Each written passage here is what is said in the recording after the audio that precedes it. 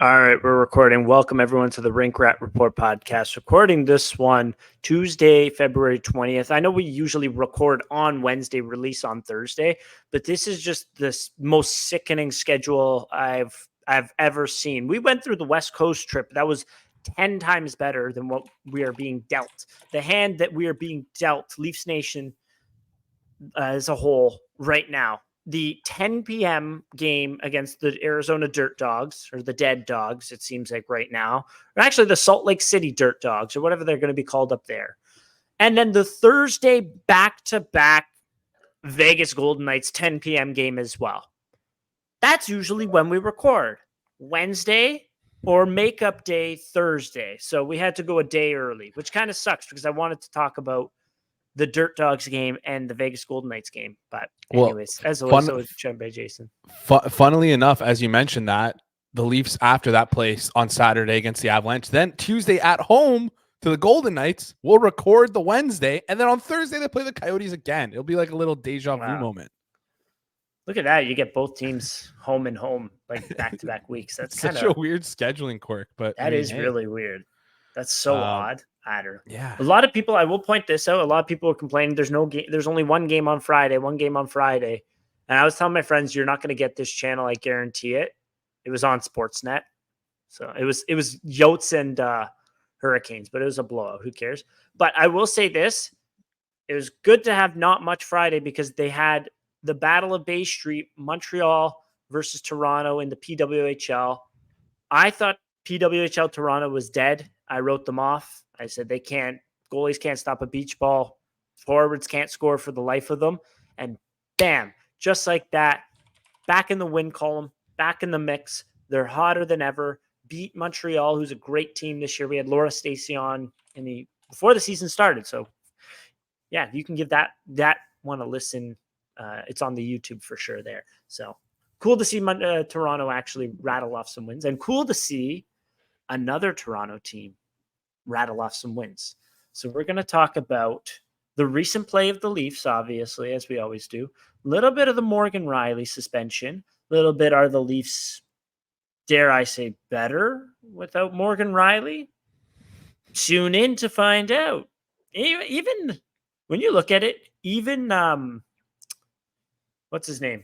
Tavares. They won a couple games of Tavares too. So we'll see there. Is there a hot seat? Have the Leafs earned a deadline deal? We'll get into that and more after these messages from our friends at Manscaped. 2024 is here in full swing, and that means it's time for a New Year's resolution check-in with our friends at Manscaped. Newsflash, it's never too late to level up your grooming game and keep your bush tamed. Manscaped's new Lawnmower 5.0 is every man's cheat code to look good, feel good, and turn the page on confidence this year. Whether you're going for a trim or that clean-shaven look, this trimmer has you covered. Trusted by over 10 million men worldwide, now is your time to get a grip on your grooming with our exclusive offer. Go to manscaped.com and use the code RINKRAT, that is RINKRAT, for 20% off and free shipping. The ball has dropped, but don't drop the ball on your balls. Don't drop anything on your balls. That would be horrific. How is your New Year's resolution holding up, Jason? New Year's resolution's holding up great. I actually created a new one. I'm a big football fan and have a massive hole in my schedule now with football being done. I work a lot with a lot of what I have to do for work is kind of revolves around football. So now that we're in the off season, I don't know what to do with myself. So I decided to sign up for a half marathon. I don't run, so we'll see how that turns out. Yeah, it's going to be a lot of fun. Wow. So that's something we can keep you accountable to. Oh yeah. Keep me accountable for it. Ask you every single episode. How's the training going for that? I've run twice so far this year. So I only signed up on Thursday last week. I signed up the day we recorded last week. So and I also got sick on the Thursday as well. So it's a whole thing. But anyways, enough about me, more about trimming and clipping, because I fully thought that Gary Bettman would clip or trim Morgan Rielly's suspension. But we got none of that. Gary Bettman is a little cock. He is a little cuck. He is a little man. He does not understand the league or the game that he is the commissioner for. That upheld suspension is ridiculous. The amount of time that it took to give him that verdict is ridiculous because they said it finished at 2:15 p.m. Eastern Standard Time on Friday, on Monday. How and why does it come back 24 hours later? You are impacting business decisions. You are impacting businesses. Like, you're impacting teams by doing this, Gary. What did you actually watch the play for 24 hours straight and go, is this a hockey play? I don't know. How high does Rielly stick right up? Like, just ridiculous, dumb. I thought for sure it'd be reduced by a game because they had already played 4, but there's nothing more you can do with that. So stupidity from the league. But what else do you expect? You have a big oaf apparently running the Department of Player Safety, and then you have a little snivelly man running the entire league. So I'm not too happy with either of them. I'm not too happy with the decision, and I think it's quite ridiculous. Yeah, and it's funny that he acknowledges that, like, listen, I'm not going to go too deep in this. He acknowledges that he says, one, that Morgan Rielly attacked Ridley Gregg without him like noticing. First of all, like, Rielly says that he yelled at him and like he turned to acknowledge that. Second of all, he raised his hand to block the stick. So there's some form of like, hey, I'm aware that the guy is there. And then also, third, they acknowledged he was at practice the next day. He was not injured at all. The injury, I don't think I read the decision. Injury didn't play a factor in it at all. They just said it was like a reckless play that Morgan Rielly intended to hit him in the head. But the problem is like, okay, you're guessing someone's intent. At the same time, you're saying it didn't ride up his shoulder, but they said it didn't ride up his shoulder and Morgan Rielly was aiming for his head. But at the same time, they also said that it rode up his shoulder. It rode up his shoulder. And it's like, what? Okay, fine, whatever. Like, but they also said, it struck him with such velocity. Yeah, it's like he put his back into it. Like, but he didn't. Like, he didn't get injured. Is Ridley Gregg made of diamonds? Is this guy a diamond head? It didn't. Yeah. It struck him with so much force. Morgan Rielly's over 200 pounds. If he struck him with actual force, Ridley Gregg would be decapitated. So forget this decision. That's the last time we talk about it because tomorrow's actually the last game of it. So anywho, let's get into some. You want to get into some? Are the Leafs better without Morgan Rielly? I know it's a kind of cheap. It's funny because that's been like, it's very funny. That was a running gag for like the last 3 years. I feel like from me, until last year's playoffs. Yeah. What's it? 19-2-1 without him in the regular season? Yeah, the team's been pretty good without him. I mean, also like you can't really look at that because like there's so many different factors in hockey that impact that. Yeah, exactly. Like, who are the teams who is actively playing, right? Like if Morgan Rielly's out, but also Austin Matthews and William Nylander are out, is the team probably going to win? Probably not, right? So it's like there's again so many different things. If Martin Jones or Ilya Samsonov and Joseph Woll aren't in net, and Morgan Rielly's not playing, is it like his fault? Like, right? Yeah. So there's so many things. If Morgan Rielly, John Tavares, and Mitch Marner are not playing, then we beat the Blues. That's interesting. Yeah, but no, I think it's like obviously like it's more of a joke, but I will say definitely better defensively the last couple of games, and I think obviously no Morgan Rielly plays like a little small bit of a factor in that. And it's not even because him being on the ice. It's more so the ability to push, which we talked about a lot. TJ Brody down to the left side, and that's making it more comfortable for him. And it's like almost a trickle down effect. Wow. Breaking news. Left-handed defenseman more comfortable on the left side after struggling earlier in the year. Yeah. That's so mind blowing to me. Yeah. I mean, also TJ Brody has looked more comfortable playing against the Blues because the Blues don't forecheck. The Blues are awful forechecking. They also don't shoot the puck. Midway through the game when the shots were like double, the game on Monday, that is, the shots were about double for the Leafs. The ozone possession time was equal. How are you shooting the puck that few times? I'm not a big, hey, the guy gets it and everyone shoot it from no matter where he is. He's on the half walls. People are screaming that. I'm not a big that guy. I play the possession, try to put the puck into a good area, take a shot, right? Mm-hmm. You also do need to shoot into traffic through screens, like just get something on net for rebounds as well. the Blues just don't shoot the puck, and it's horrific. They also don't forecheck at all. That was the easiest stuff to break out of. Like, yeah, crazy. That's the. I was at, like, I think I talked about it last episode. They're super, and we both said the same thing, where they're super soft on the forecheck, and it's like nothing changed at all in the second game. It's like, what are you doing, dude? Like, are you like their just big thing is like, rush offense, but they didn't get anything of that. Like, so the problem is like, to capitalize on good rush offense, that means the puck has to be like in your zone, or they have to have a possession of the puck and turn it over in the neutral zone. It's like, it's almost a catch-22 to try and like play only for rush chances. So Blues game almost feels like it's an easy plan to stifle, but they're not doing too bad this year. Like, maybe we just caught them on 2 brutal games, but but if I've obviously, video coaches don't have all the time in the world for the Blues to like go and scout and look at every single Leafs game. But from watching every single Leafs game so far this season, it's evident that if you just forecheck the shit out of our D, it gives us a lot of problems breaking out of the zone, and like even just being aggressive when we're at the top of the blue line in that neutral zone area. Like, just get aggressive against the Leafs, and it's easy to forecheck against us. And it's like, this isn't a criticism of the team. It's like the players that we have aren't the best puck movers, especially when one of the best puck movers is out of the lineup, right? So it was a very odd choice for them to play like that. Anyways, that game was a snooze fest, though. Not gonna lie, that game. That was pretty. 12 total shots in the first period.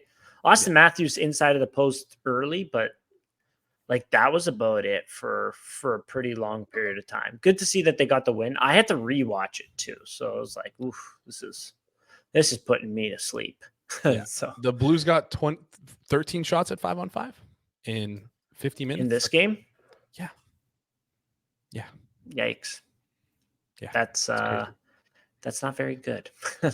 Were you happy that it was like a day game though? Family day weekend, like, No, because I was working. You had to work yesterday? It was a holiday. I was working with your brother. Oh yeah, I forgot about that. Okay. Okay, fair. So I forgot about that. So yeah, it was not the best timing, but I got to go back and watch it anyway, so it doesn't matter. But yeah, it was a pretty big snooze fest. But the Anaheim game wasn't. But from an analytical perspective, what? There's only like the exciting things to talk about in that game. What are you going to break down? The fact that the Leafs scored 9 goals. I was so Anaheim happy that stinks.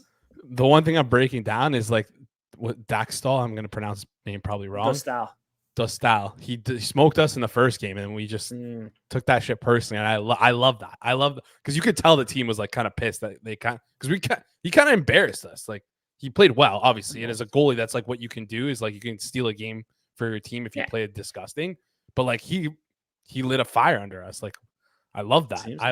Like, I think it was mainly the Radko Gudas. I listened to the second period on the radio. And Joe Bowen, every time Gudas was on the ice, was talking about it and was talking about him. And then obviously you had the couple Max Domi situations, to which it's very funny that like Ryan Reeves talks up this big, Gudas he's not doing any of that. He's not doing any of that when I'm in town. He's not going to be able to get away with screaming at our goalie. But then, like, who goes after him twice in one game? 5'9" Max Domi. That's something you gotta love there. Come on, like that was awesome to see.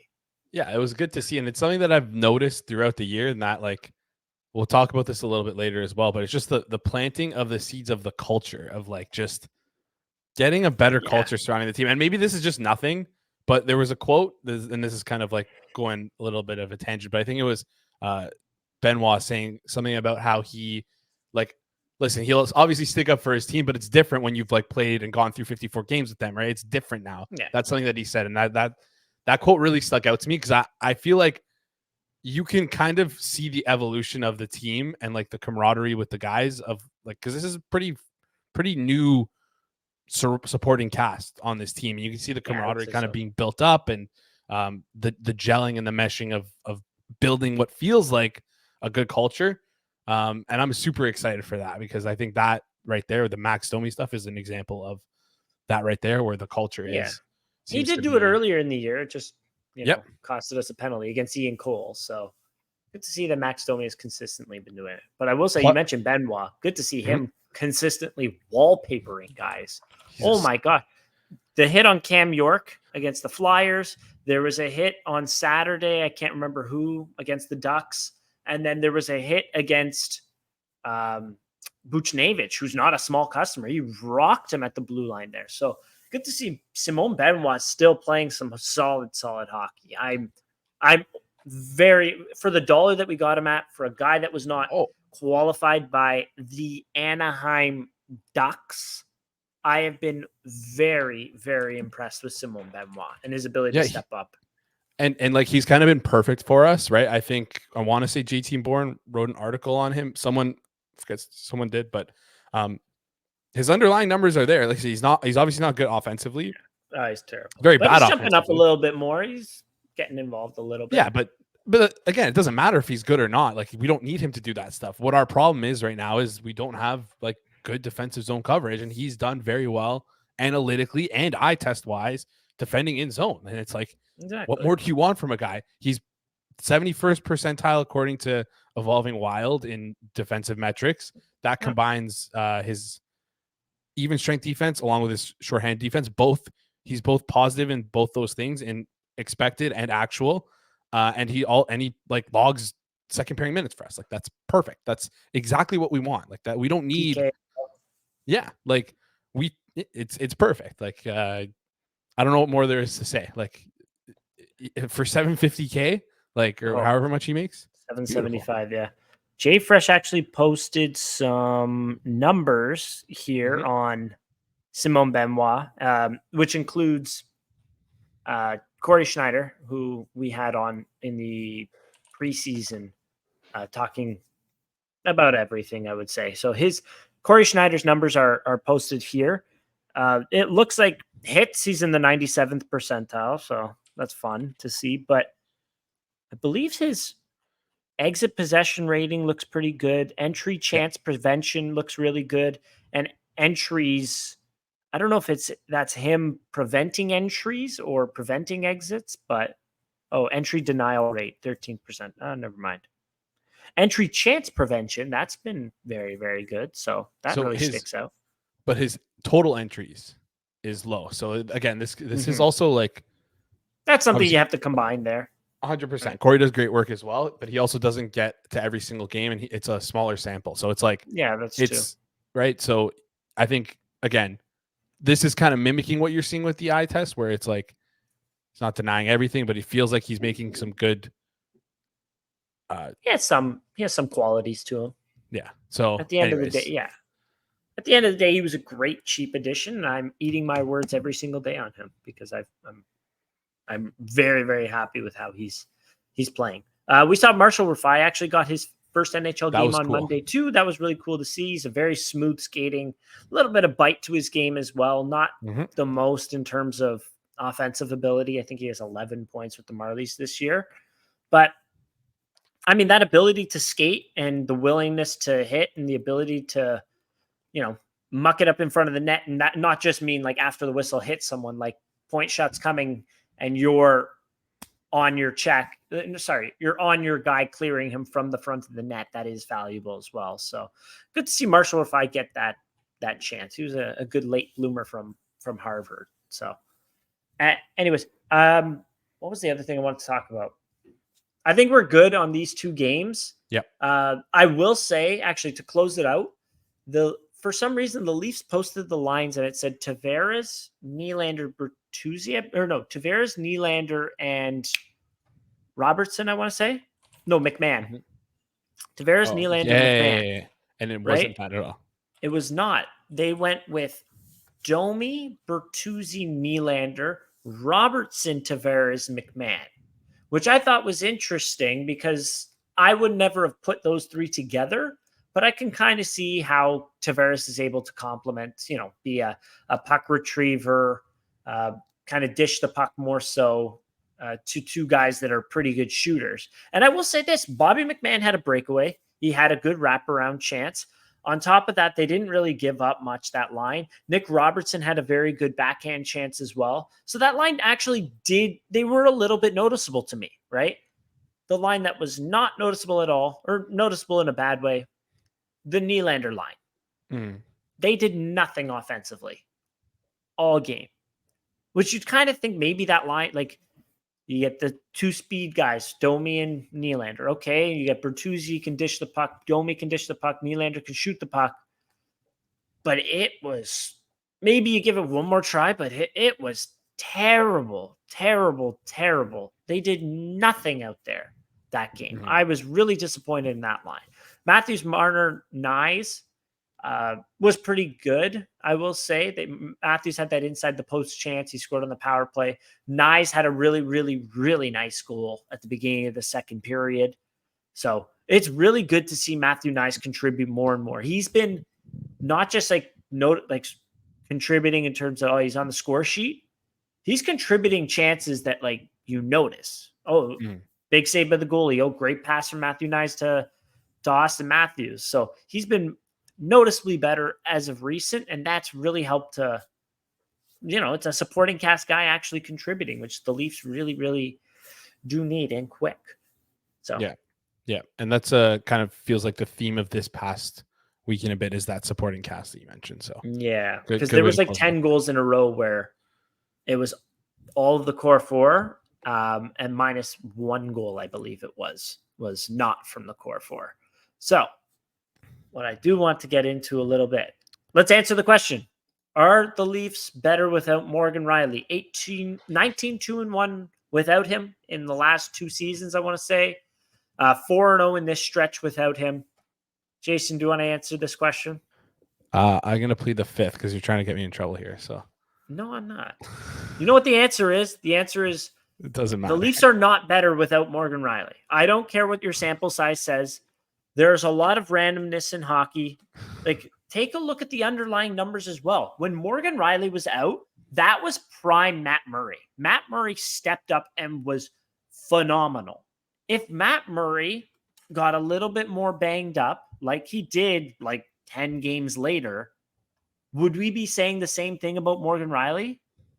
100% no. Mm-hmm. If the Leafs didn't play the shitty-ass St. Louis Blues, they got lucky a little bit against they got outplayed by the Flyers overall, I will say. And the shitty-ass Anaheim Ducks, I can't believe I used shitty-ass for Anaheim and St. Louis because they're in two completely different spots in the standings there. But either way, the Blues sucked against the Leafs. I hated that performance, and they were made for such a boring game. So they can go screw themselves.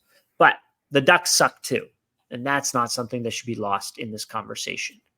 Mm-hmm. That's 4 games where 3 of them you played against the other team played horrific, and 1 of them you got outplayed.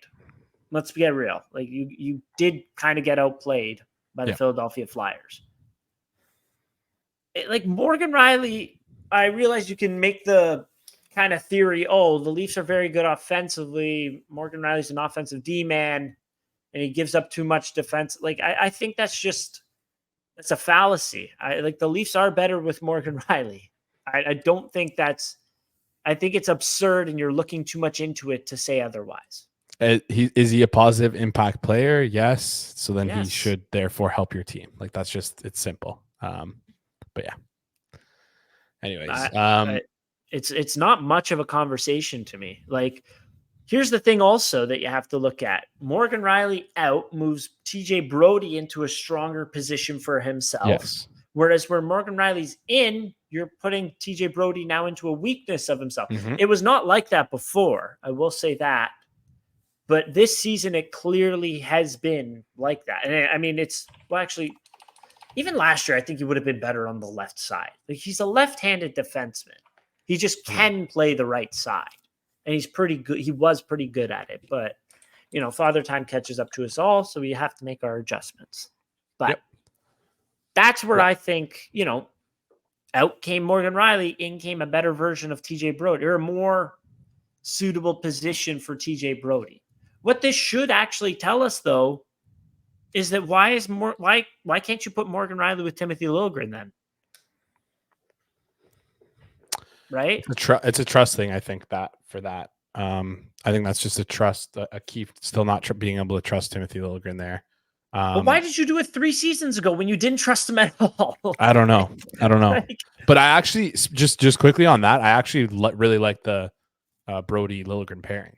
And I think that actually works like as a pairing. Again, that's just to get to that, you need to get someone to play right D with Morgan Rielly. We'll talk about that at some point. But yeah. You need a right-handed defenseman to play with Morgan. Preferably. I think that would make a huge difference there. But yeah, like if you look at the lineup, you go Rielly, Liljegren, like just for Rielly comes back. Okay, you go Rielly, Liljegren, you go Brody on the left side, McCabe, or you can even keep Benoit, McCabe if you want to. Doesn't matter. And then third pairing can then be either Brody and who's our other right-handed defenseman? I know it's Lajoie right now, but that shouldn't be for too much longer. No, sadly, he would be second pairing. Who would be third? Sorry. Who the hell do we have? Who plays on the Leafs anymore? I actually have no idea. I was gonna say not Connor Timmins. Connor Timmins, but he's hurt. He's mono. That's tough. Hurt mono. Same shit. That honestly. Oh my god. It's Lagesson, but he's injured right now. Yeah, that's the thing. Everyone I'm thinking of is hurt, but I guess Lagesson probably will be fine. He's not like actually hurt. I actually don't know what his deal is. Anyways, he's day to day. We're starting to get to scary territory with the amount of people we have on LTIR.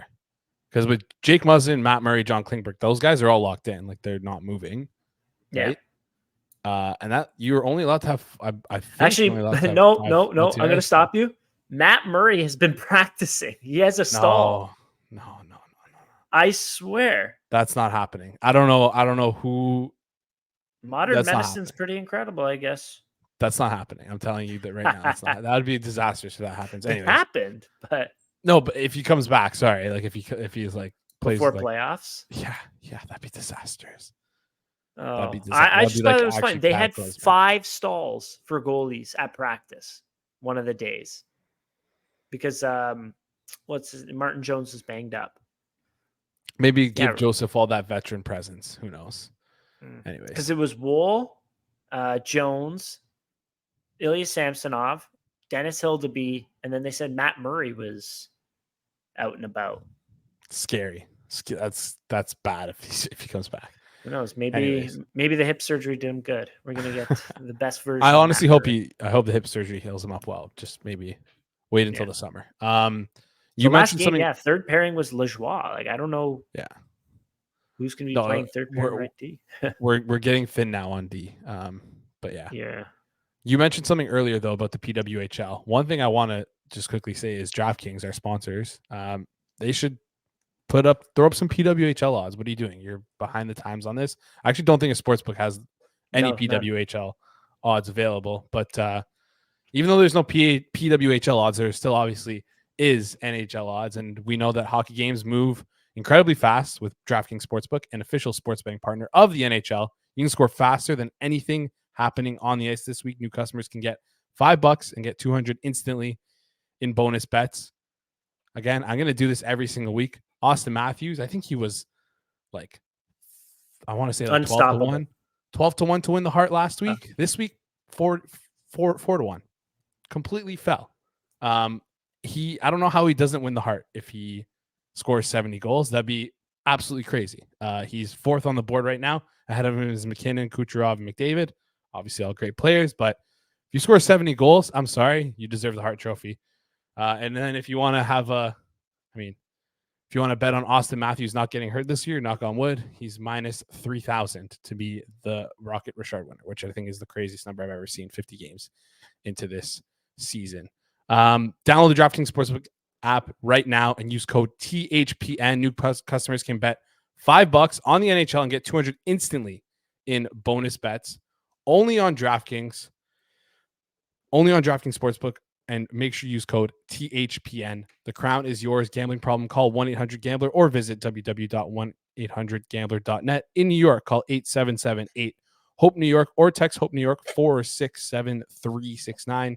In Connecticut, help is available for problem gambling. Call 888-789-7777 or visit ccpg.org. Please play responsibly on behalf of Blue Hill Casino and Resort in Kansas. 21 plus, age varies by jurisdiction. Void in Ontario. Bonus bets expire 168 hours after issuance. ctkng.com/hockey for eligibility and deposit restrictions, terms, and responsible gaming resources.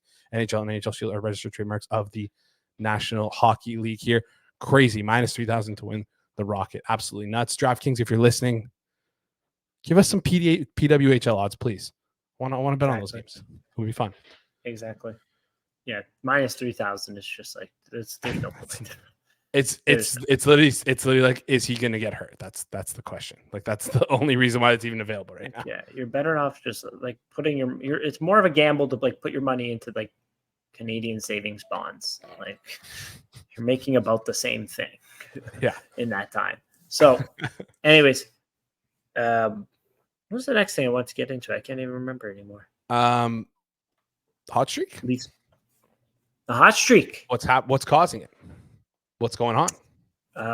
I think partially we explained it from when we were talking about the Morgan Rielly thing, and it's the competition hasn't been all that good.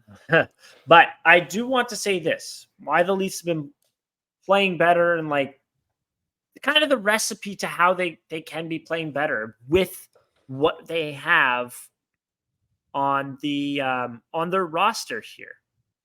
What happened to my notes? Here we are. Reasons for turning it around. And this is something that I noticed from just before the All-Star break and onwards.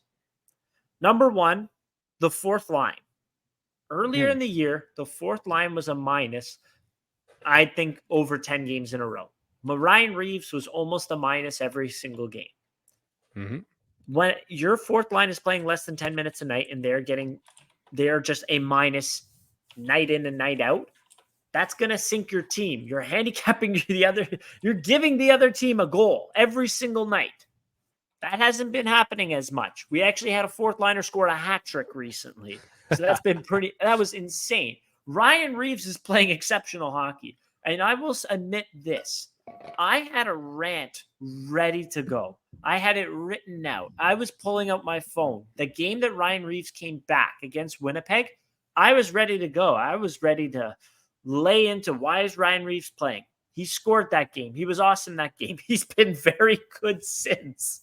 He hasn't necessarily gotten into a fight, but he's been playing some good hockey. Like I can't believe that I'm saying this, but Ryan Reeves has been effective on that line. I will also say this with the fourth line.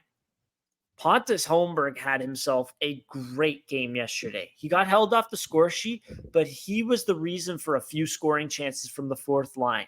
He created a few turnovers. He was able to get to the net. Like, I don't know. I think people were looking too much into it when they were saying, what's it called? They were like, oh, Pontus Holmberg decoy on the Nylander goal. Okay. Yeah. Okay, whatever. Relax here. But I thought he was really, really good in this one. He was throwing the body a little bit too in this. Shout out Pontus Holmberg. He has taken a step this year. It's been really, really good to see. You didn't have him in the lineup earlier in the year. Now you do. I think he's probably better as he can fill in at center. I don't hate it, but he's been great on the wing too. So just having that utility guy, $800K this year, something like that. Are you serious? Shout out Pontus Holmberg. He's been awesome.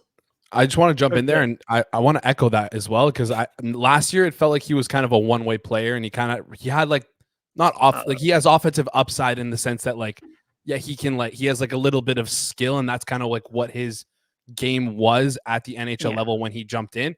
But I noticed this year a real maturation of his game, if that's even a word, just his game matured a little bit, and that he was just better at winning puck battles and positioning on body in 50-50 battles. And that helps you on both ends of the ice. Can we talk about the puck battles for 1 second? Yeah. How he does it? One arm on the stick, arm out, shoot. It's like a knife. It's so effective. When you watch, I gotta put some more together, but it's like one arm out, like stick the stick through, and it's like usually think like Austin Matthews. When you look at him, he's fantastic at turnovers. How does he do it? I'm 6'4". I have the silkiest mitts in the league. Yup. stick lift, grabs the puck. Pontus Holmberg, it's the weirdest, like one hand on the stick, like sa and take the puck away. I love it. And I can't say enough good things about it. So sorry to interrupt there. No. It's a great point. But like, again, that it's like the maturation of like, okay, yes, your game is like kind of one way. That's your identity, is that you're like a little bit more skilled than the average player. And that's how you're going to cut out your teeth in the NHL. But guess what? Like in the bottom six, that doesn't really work out. And that's kind of why we saw him get sent down last year. But now it's like, okay, you're starting to show your use now where you're winning puck battles and you're being like slightly more responsible in zone. Like it's just those little things that can add up and help you out and keep you around here for longer.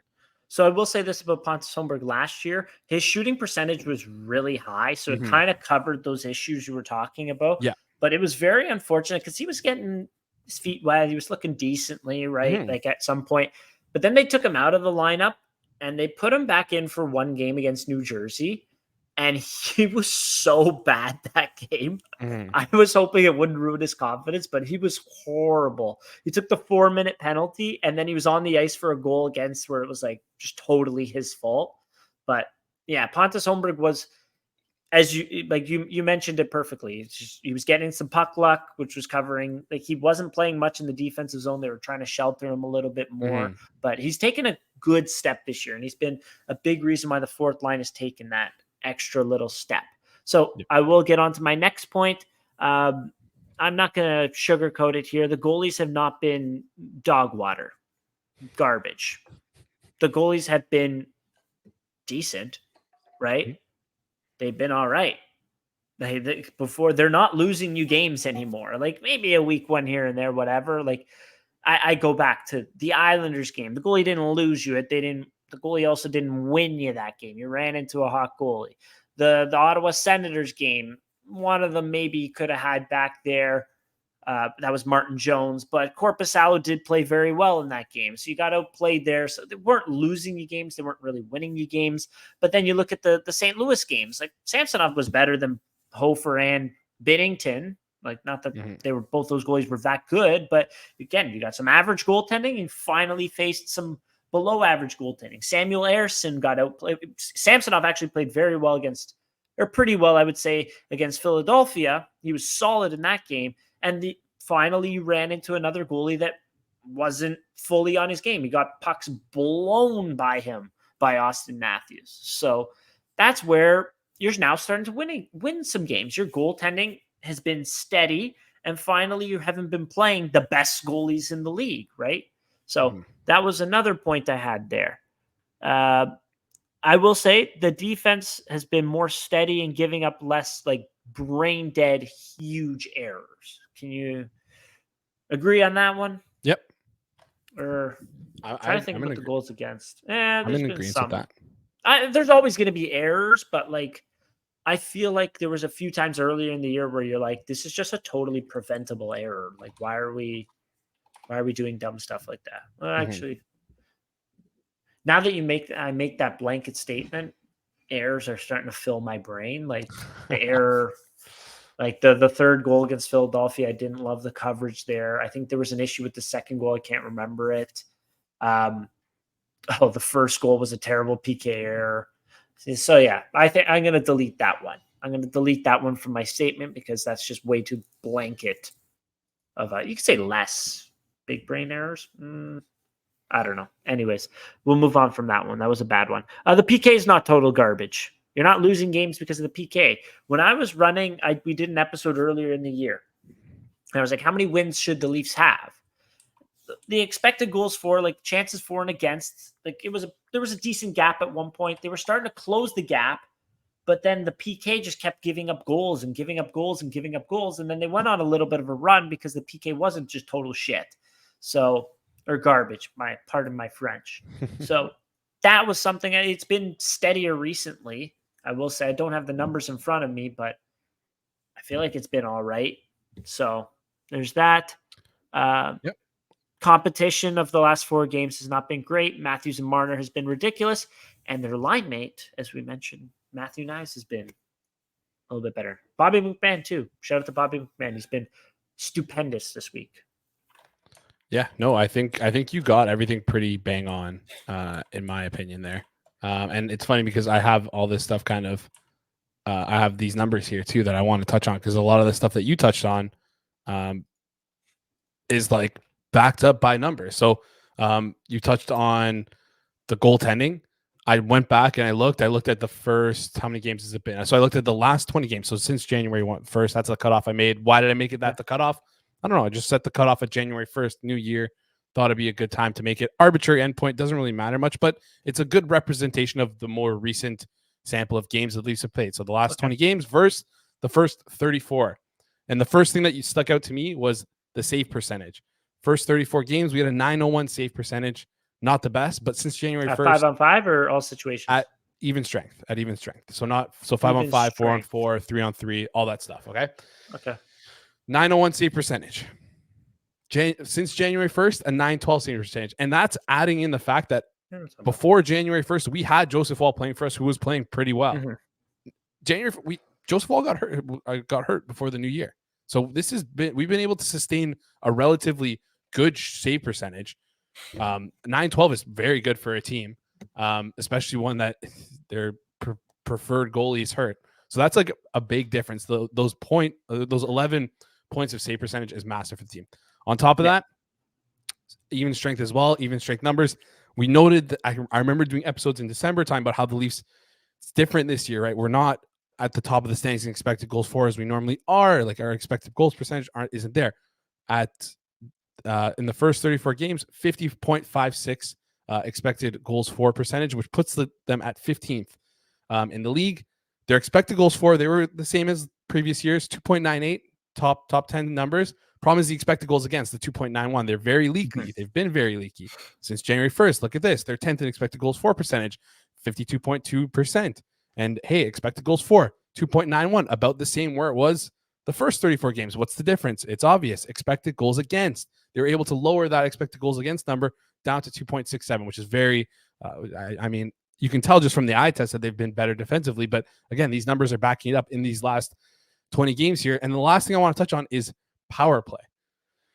The first 34 games, the Leafs were 7th in power play goals for percentage. They had 9.74 actual goals for. Excuse me, not percentage, just their goals for per 60. They had 9.74 goals for per 60. And that was 7th in the NHL. Their expected goals were up there in 3rd in the NHL. So they were kind of getting unlucky on the power play, 9.76. They weren't outproducing their expected goals number.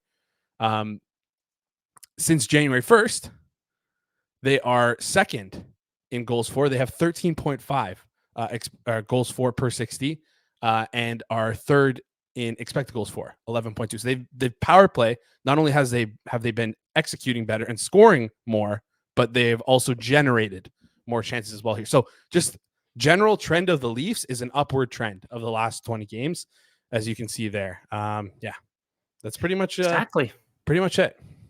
Yeah. I do have some numbers as well. You mentioned save percentage. I will say an even strength, it gets a little funky because even strength includes 3-on-3 overtime, which the Leafs were playing a lot of even strength overtime. But I will say this, 5-on-5. Since January 1st, the Leafs have a 925. That's the number. Okay, 9249. Really, I don't know why they have it like that. Which is 1, 2, 3, 4, 5, 6, 7, 8, 9, 10, 11th in the league. Guess who's above them, though? One place above them. The San Jose Sharks. Oh my God. Funny how that works. Is this right? Goalie, right? Is it Blackwood? I have no idea. Their 5-on-5 save percentage it's insane. Actually, the Oilers are above them too. So how did the Oilers increase into the standings? Well, their goalies are stopping something, and their defense has been much, much better. But I also had some numbers for you. Jason, you want to show the chart? I think we can explain the chart. Let's pull up this chart here, because this is like a good representation of exactly. It shows the rolling average on the goals for the Leafs throughout the year from, I believe it was game 10 onwards. Just if you do a rolling average before game 10, the average is... It's just mess. Fluctuates a lot because there's not enough sample size.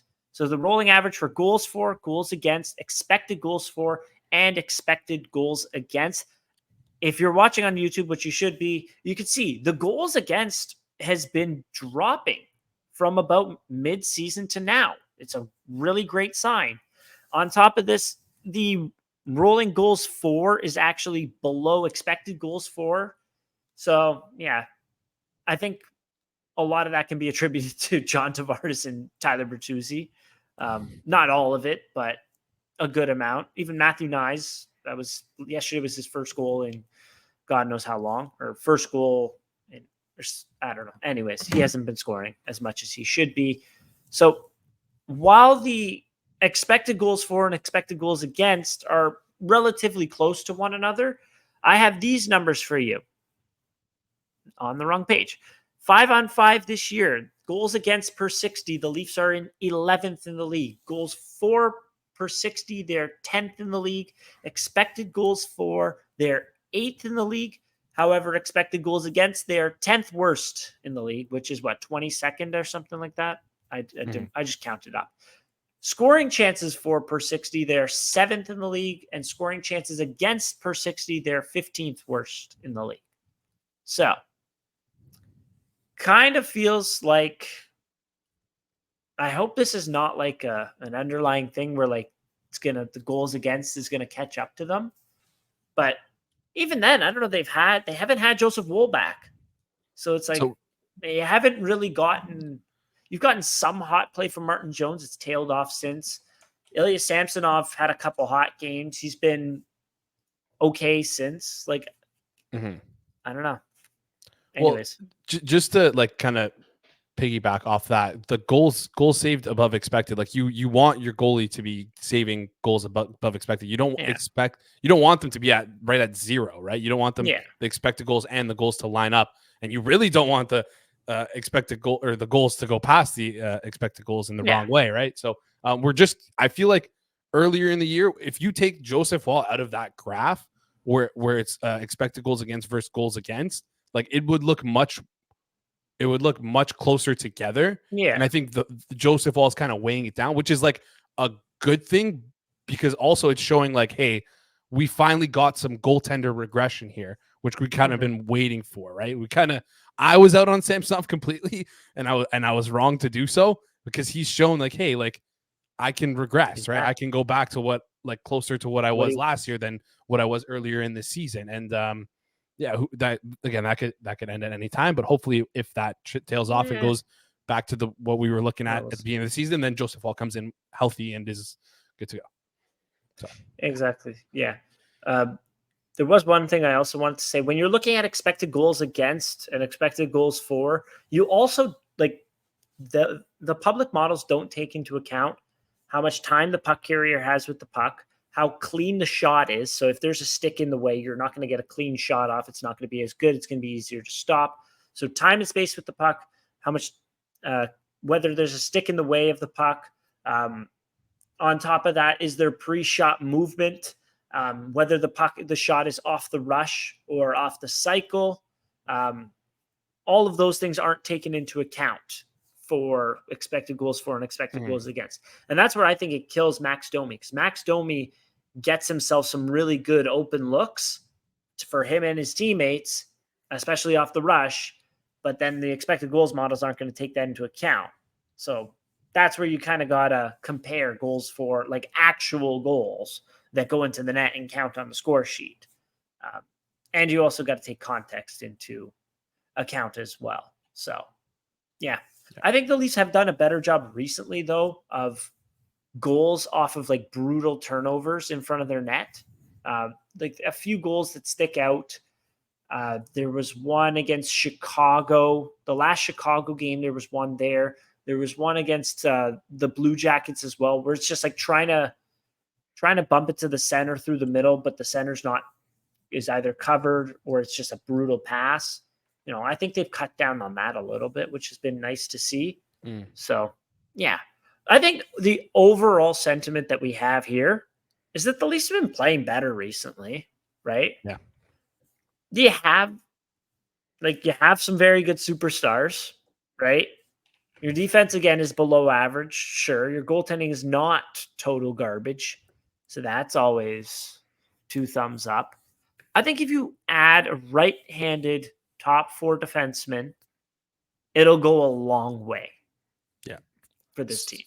So that brings us to like the ultimate question here is because there was a lot of chatter on Twitter and a lot of people saying, hey, the Leafs should be sellers, not buyers, or the Leafs, which that is wrong, but they shouldn't be sellers. But some people also fair enough saying, hey, Leafs don't have a lot of assets in the coming years. Maybe it's better to just sit and hold and let this team play out the season than to give them another piece at the deadline here. So have a lot of talk of around hockey circles is if a team has earned the right to get a deadline piece, a deadline acquisition, force the hand of the GM to get a deadline acquisition here. Have the Leafs done enough in this last 20 game stretch or in this last couple game stretch to say, hey, Brad, we need some help here. We might be actually like floating back into that cup contender territory where we might need one more piece that could kind of push us over the edge. I think so. Yeah, I think so too. I'm selfish. Of course, I want to see this. Of course, you have a clear weakness on defense. Like your defense is nowhere near as good as what your forwards are. I really do think that, like, if you continue, I like how they're continuing to tinker kind of with the forwards because it did go stale a little bit. Like, and you're incorporating guys like Bobby McMahon, and Bobby McMahon's getting hot, and Nick Robertson has been. He's been contributing, we'll say. Mm-hmm.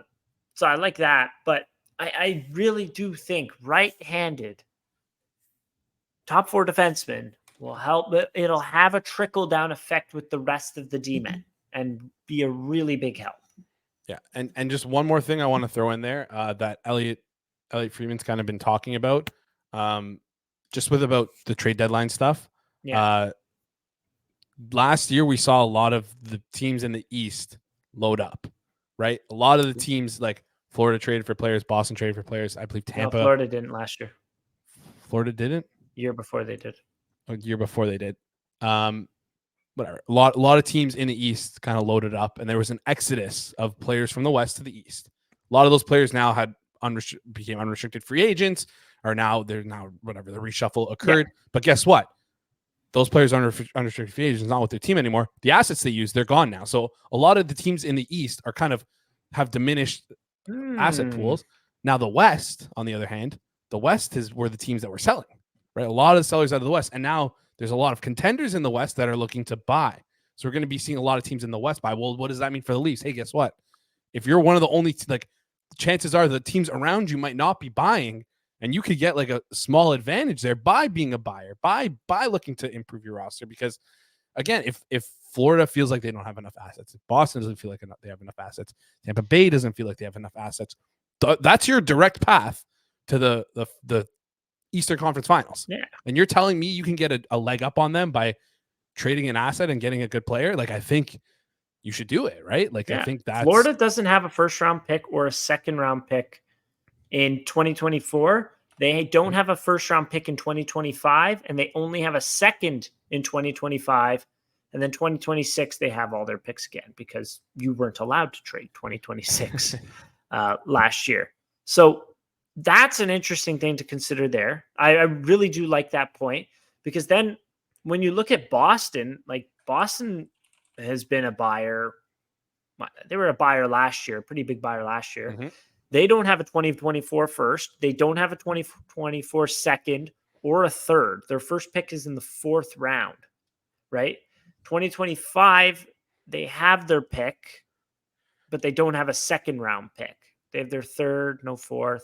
Okay, and then 2026, again, they have it there. So those are the top 2 teams in the Atlantic Division, right? So you have that leg up by having that 2024 pick, right? So that's something interesting there, although you don't have a second. So that's the diff. But the first is more valuable than the second. For sure. The way, obviously. I did want to take a look at the Rangers. What do the Rangers have? The Rangers have their picks. They have all their first, but they don't have a second in 24-25, and they don't have a third in 25-26. They don't have their seconds. Oh, sorry, 25-26. They don't have their third in 24-25. Sorry. So they have. Yes. Okay. So okay, so that's diminished pool here, and then also Tampa. No first, no second this year. No first next year. I mean, hey, wow, interesting. Yeah, that is an interesting one there. On this side of the line, I don't know. The Hurricanes actually have a Coast. second round, a first and 2 seconds this year. But they never load up because they're a bunch of losers. It's not on they're brand the for them bunch to of do that. Softies ever. So screw them. Jerks. They're not going to do anything. Go ahead, pick more guys in the first round. But yeah. Are there any other teams that you think are buying? Well, 30. What's funny? We looked at the first 2 in the Metro. Who's third in the Metro? Philadelphia, a team that's rumored to be selling. Yeah, so that's kind of funny. Yeah, it's the New Jersey Devils soon. I think they'll start to pick it up. They have all their first, but like they haven't. Next year. They're the perfect team where, like I said, a GM gets their hand forced. It's like the opposite. It's like they haven't shown them enough to like to make the move, right? Like they haven't shown Fitzgerald. They need a goalie like next year too. So yeah, they need a goalie. Period. if they ever want to do anything. So who knows? Maybe Jacob Markstrom. Be headed there, but they'd have to pay a lot to get him. So, yeah. But just remember, if this was the Toronto Maple Leafs asking about Jacob Markstrom, it would be 4 first-round picks. We would have to sell them BMO Field. We would have to sell them the Toronto Rock, half of the Toronto Argos, all of that for Jacob Markstrom. But because it's the Devils, it's a lot less. Because that's how sports media goes. But anyways, do we have anything else on the docket? That's it for today. Think that just about covers it. So in summation, the Leafs are a better team with Morgan Rielly. Stop trying to look into it too much. The Leafs have been better the last 20 games. Although, like, you can look at results, like the underlying numbers are supporting that the Leafs have been better the last 20 games than the first 34. And go out and pull the trigger. Get us a D-man, preferably right-handed. Right? Stop being like the trees that sit in the ground and be like the trees that attacked Isengard, Brad Treliving. Wow. Just make a move. That's a big one right there. Anyways. Thanks everyone for listening. Go Leafs, go.